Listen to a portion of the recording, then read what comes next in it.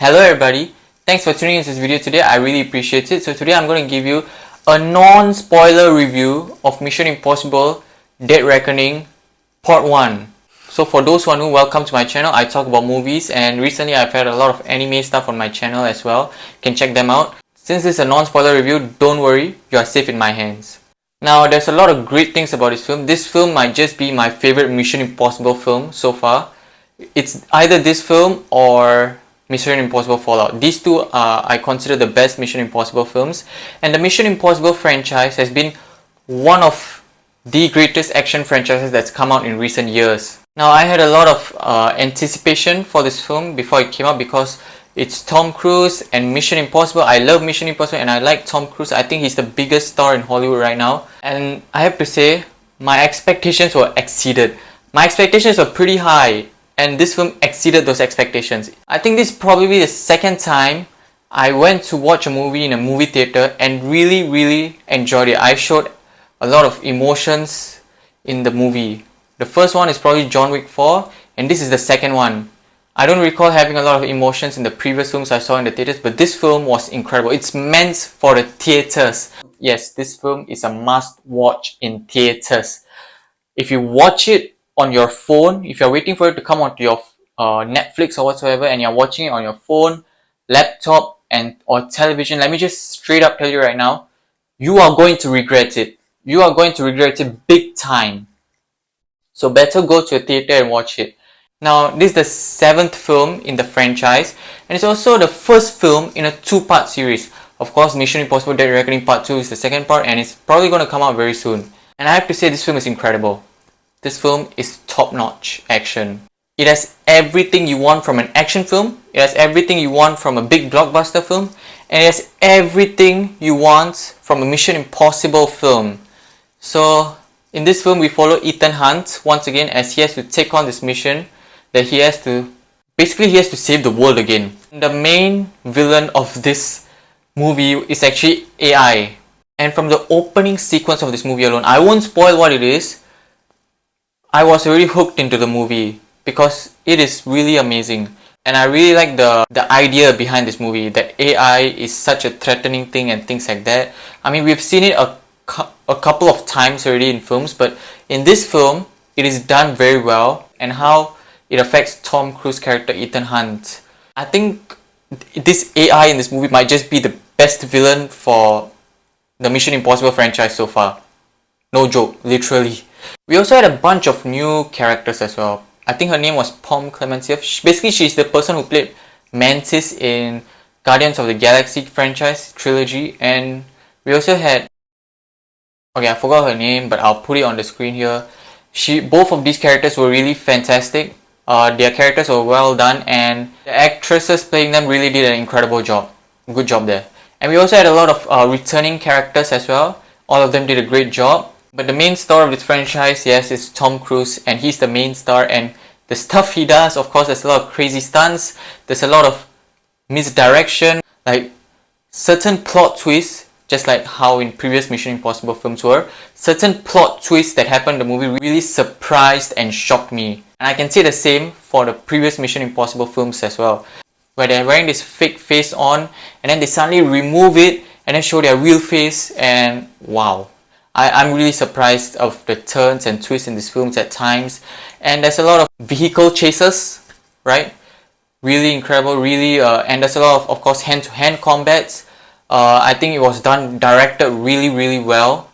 There are a couple of shots here for the action sequences. It's really well done. And I would like to talk about it in a spoiler review, because I don't want to spoil some stuff in this video. And there was a lot of tension in the film as well. Okay, I need to talk about the antagonist now. I really like this villain in the story because he pushed our hero Ethan Hunt to the maximum limit.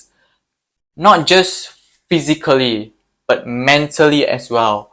And I really like villains that do that because it shows that they are smart, and it's also a very creative way to create obstacles for our hero. So I really like they did that here. You know, usually whenever they say AI is the villain, I'll be like, nah, I'm not gonna watch it. Because, you know, films where AI is bad has been overused a lot, but in this film it's done really well. the concept of AI being the villain. So I really like that. And this again a two-part series, and that's very evident here because certain things were set up in this film to complete in the second film, and certain things happen in this film which show that there's going to be a continuation. And one complaint I had with Across the Spider-Verse, which is also a two-part series with the next film coming out soon, Beyond the Spider-Verse, was that Across the Spider-Verse, even though it's a two-part series, I felt like it felt very incomplete. And I know there's going to be a continuation, but it felt incomplete, and I wish there would have been a proper ending. But this film, it's a two-part series, yet it had a proper ending, you know. So that's really something I appreciate. It doesn't stop in the middle of nowhere. It stops with a proper ending. And crazy stunts by Tom Cruise. If you have seen that video of him, you know, riding on his motorcycle on that hill, then you know what I'm talking about. How fast should I go off? What distance do I travel? Not just that, there were a couple of crazy stunts in this film, and of course Tom Cruise running. I don't know why, but it's so great to see him running in all his films. And it might just be a me thing, or if you can relate, let me know in the comments. And really, even the side characters, especially the newer additions to the film, had a lot of emotional depth to their characters. Like especially Pom Clementiev character, I felt very sad for her character. The other character, who's the actress name I forgot, sadly. And there was another actor in this film who was also great in this film. And the returning characters were all fantastic. Basically, in short, this film had great action, great characters, plot, which means great story, as well as great pacing and things like that. And I really like that. It shows that this film is incredible. Despite all the great stuff, I did have one tiny drawback though. Now, don't hate me, nothing is perfect, and I had this tiny drawback with this film, alright? So please don't hate me in the comments below. And this is a very tiny drawback, because as the film progresses, you tend to forget about this thing. Like, you just forget about this drawback, so that's a good thing. And this tiny drawback is with this specific one scene. I won't go into the specific of that scene. I'll just give you an overview of that scene.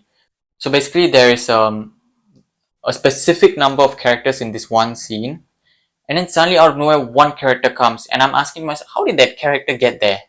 How did that character get there? And yeah, that's my only tiny issue with this film. Other than that, this film is perfect.